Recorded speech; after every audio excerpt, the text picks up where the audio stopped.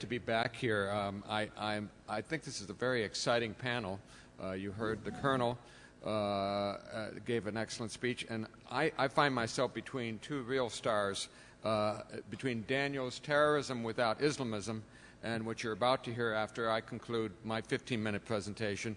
Boaz Ganor is going to talk about post-mortem terrorism. So my topic connects with both of them. It's called Londonistan, Homegrown Terrorism and Counter-Radicalization Strategy. I have basically 10 points. I like to do my talks in 10 commandments. So I'm going to try to go through them fairly quickly so that Boaz has a little extra time for his presentation. The UK is the bellwether for Europe and the US on homegrown terrorism. This paper focuses on European and in particular UK homegrown terrorism and the UK government's counter-radicalization strategy. My first point is the UK has experienced a series of wake-up calls in the last several years. First, of course, is the 7/7 bombing, which awakened the UK to the fact that the terrorists were homegrown, albeit with some connection with al-Qaeda abroad. The very next summer was the Heathrow plot, another homegrown plot. And then you had the summer after that, in 2007, the Glasgow airport attack, combined with the Haymarket attempted attack in London, which was perpetrated by foreign doctors who had trained in UK universities and or were practicing in UK hospitals.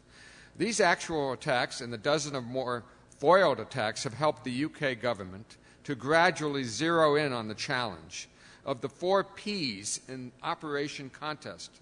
The prevent component, which is the component dealing with radicalization and extremist ideology, this is the one gaining the most incremental resources and attention. The other Ps are pursuit, protect, and prepare. My second point is homegrown extremism. Radicalization is taking place inside the UK. The link to al-Qaeda is one where already radicalized UK citizens go voluntarily to places like Waziristan or Yemen or any safe haven elsewhere to get their so-called master's degree at an AQ college. The UK government's focus now is how to keep British Muslims from becoming so alienated in the first place so as to even think about leaving for a terrorist indoctrination and training camp. Point number 3, the response of the UK government has been to recognize the complexity of the challenge and the need for a calibrated yet clear strategy for isolating extremists within the British Muslim community. Rather than treat all Muslims as suspect, the government is trying to create an alliance between the majority of the Muslim community who are moderate together with non-Muslims against extremists, mainly in the Muslim communities. And that brings me to the fourth point, which is that there are here similarities with the Cold War. The United States in the 1950s recognized that there was a war of ideas being waged, and they had to fight back with ideas. The United States responded by mobilizing socialists within the left camp against the communists. Today, governments recognize a need to mobilize moderate Muslims against the Islamist agenda of group identity and grievance politics, foreign policy injustices, victimization, and a mood nurtured by many in the current Muslim leadership that the entire minority community is besieged with majority Islamophobia. European governments, especially the UK, are of two minds as to how to push back. To the human rights activists, the UK government points to their effort to strike the balance between national security and public safety concerns on the one hand and the civil rights of individuals. To warnings from the right about the unfettered extremism on campuses and in jails in the United Kingdom, the government's civil servants in the Home Office argue that the Muslim community is the partner, not the target. Now, the UK government, led by the Home Office's Office of Security and Counter-Terrorism, OSCT, seems to feel that the diversity of the Muslim community offers an opportunity to fracture it and divide and conquer, so to speak, the jihadists, the Salafists, the Takfiri, monopoly of Islam could be broken. Despite a new Cameron government whose ministers call for getting tougher on Islamists, the OSCE feels that nonviolent Islamists who have followings among young Muslims in their community can be viewed as partners with the government, even if these interlocutors are vehemently anti-American and anti-Israel. Fifth, the current UK government strategy makes a number of assumptions that are intuitively sound but have not yet been empirically proven. Let me just go through them real quickly. A, radicalization can lead to extremism and then lead to violent extremism. This is the so-called conveyor belt. B, that segregated communities and ghettos and parallel cities leads to this radicalization, which puts them on the conveyor belt to violent extremism. C, there is an increasing assumption that the politicization of the heretofore apolitical British Muslim community leads to anti-Western views, which can lead to radicalization and then all the way to violent extremism.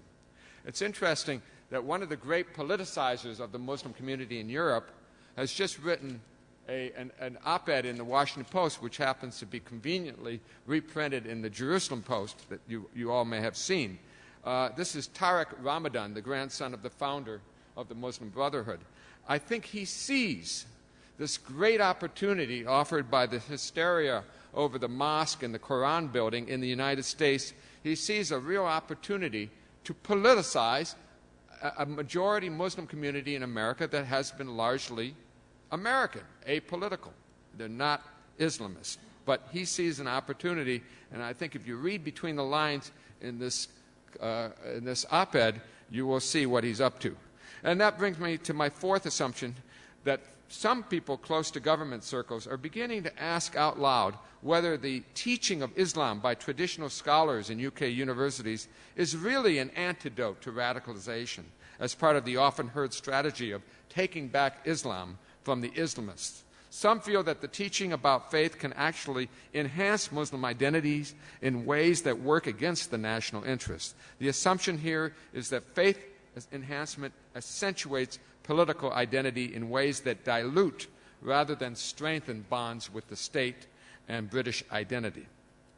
My sixth point, there's a misguided recourse to Muslim community leaders. This has been a recurring problem for the UK government and universities, from the government's special attention granted to the leading group in Britain called the Muslim Council of Britain. And of course, I mentioned Tariq Ramadan, his appointment to St. Anthony's College that I used to be involved with. It was another sort of effort to reach out to what I call Islamists. And in the process, they shunned the real people that they should be talking to, which are British citizens who happen to be Muslims, but who are dedicated British citizens. Now, the seventh point is that the challenge we face is, and you've heard this before, but let me just reiterate it again, it's a battle of ideas, not simply a problem with a small but noisy group of criminals. In Europe, one side appears to be fighting a long-term war, and the other side treats this ideological attack on values as some kind of social or criminal problem to be solved through improved social engineering and court prosecutions. If persuasion and mobilization by imams and the media are enablers of radicalization, then criminal law enforcement approaches that focus on operational rather than the motivational side and that treat symptoms rather than causes may be insufficient to deal with the terrorist threat.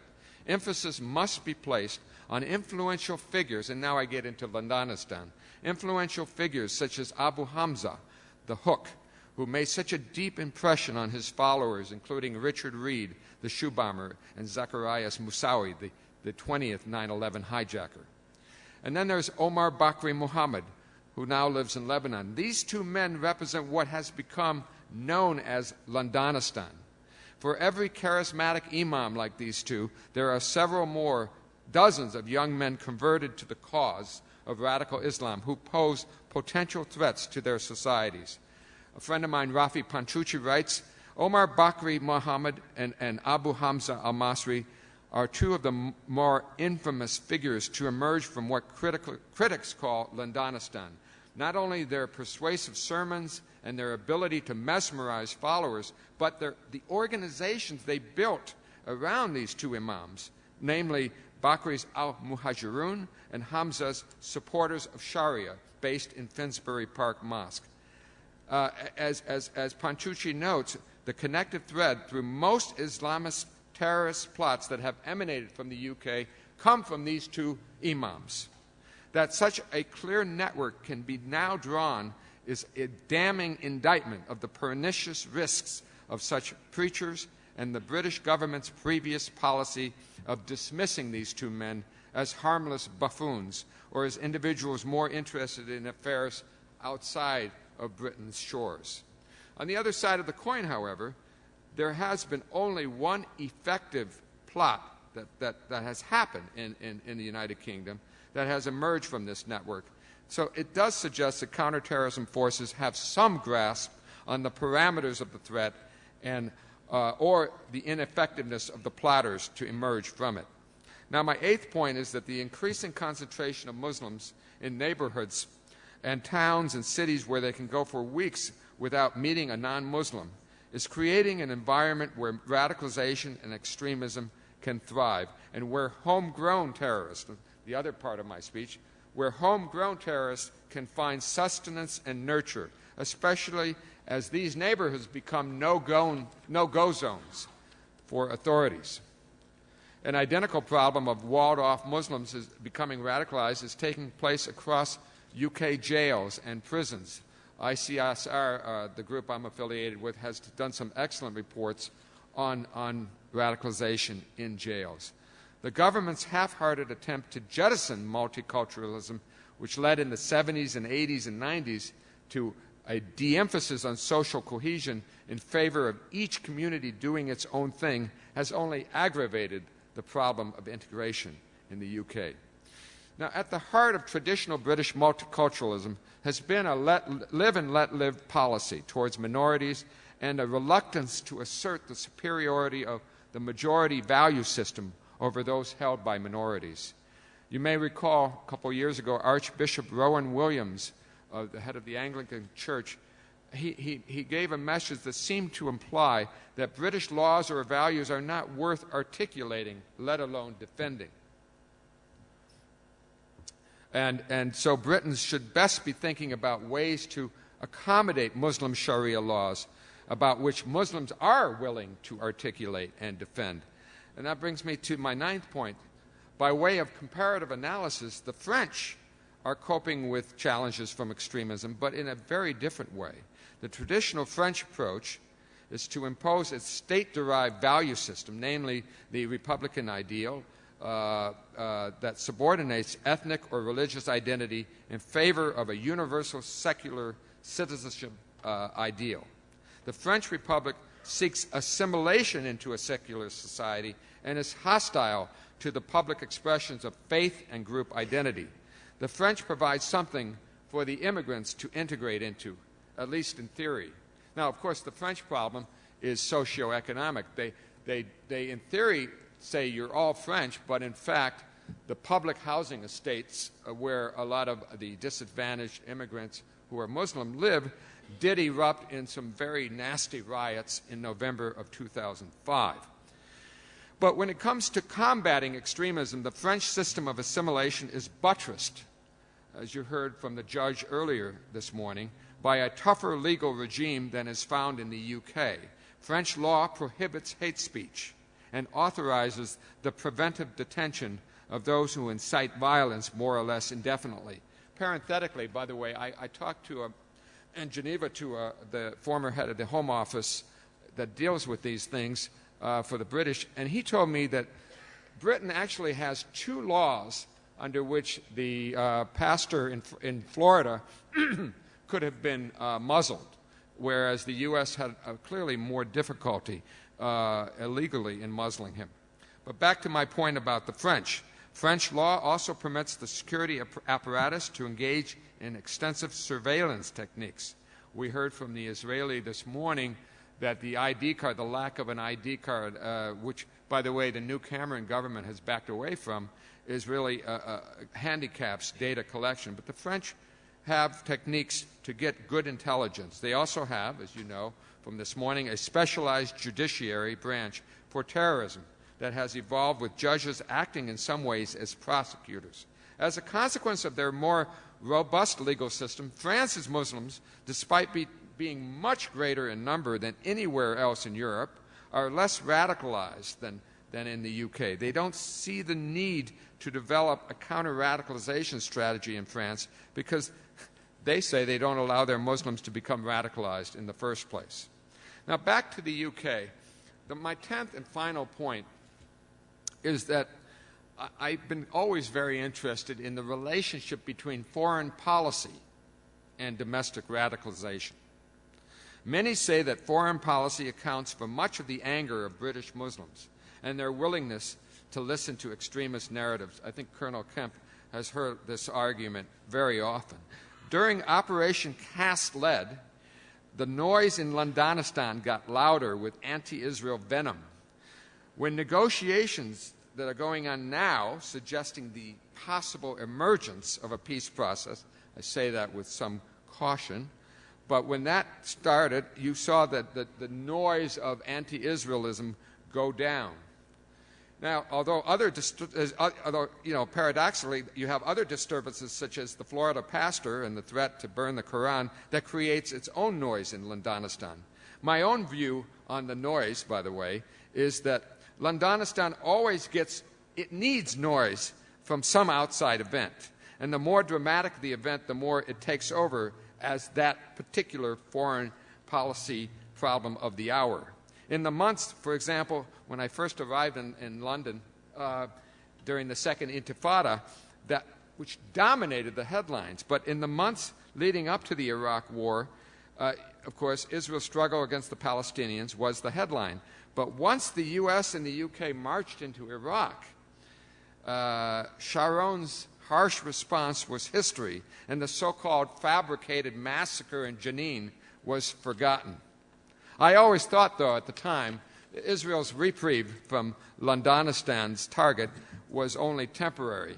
And indeed, sure enough, as soon as General Petraeus began to get Iraq under control and the U.S. troops started coming home from Iraq, we've seen Israel back in the Gaza war and then the flotilla.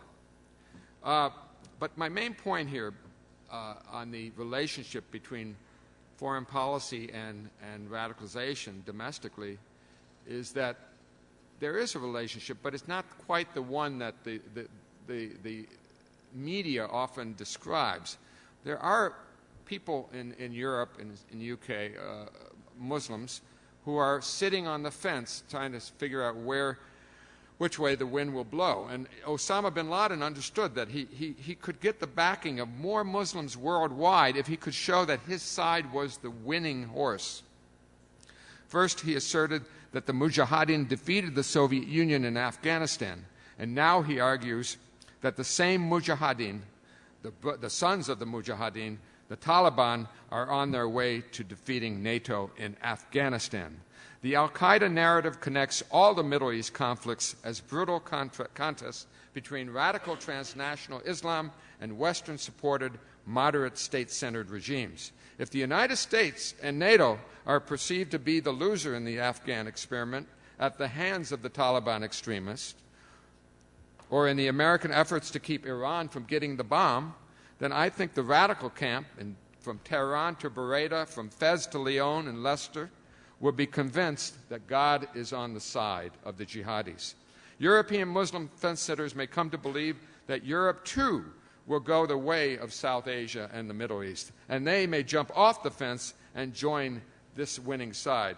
Both European governments and moderate Muslim leaders need to persuade the broader Muslim community that siding with the radicals is a lost cause.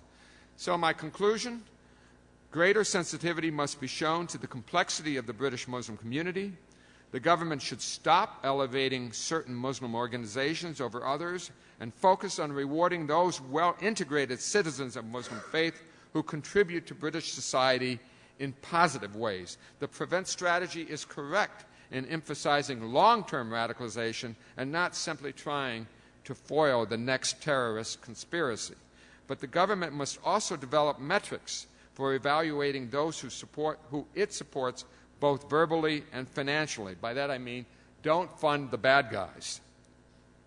Since the battle against extremism will be largely waged within the Muslim community, the UK government footprint must necessarily be light, but its stake in the outcome cannot be underestimated.